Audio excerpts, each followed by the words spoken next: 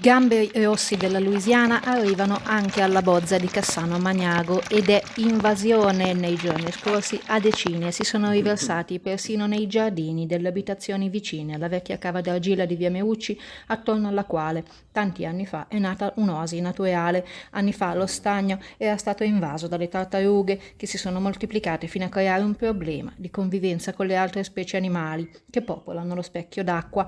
Dopo la grande siccità di qualche estate fa, le tartarughe ora sembrano diminuite, ma adesso sono i gamberi a presentarsi numerosissimi. Il boom una decina di giorni fa nelle ore serali, come dimostrano le immagini riprese da chi ha dovuto fare i conti con gli animaletti praticamente fino davanti alla porta di casa.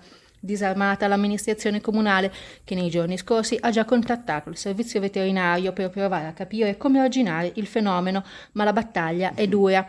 Già sparite alcune specie dalla Bozza, la denuncia che arriva dall'assessore al verde Massimo Zaupa.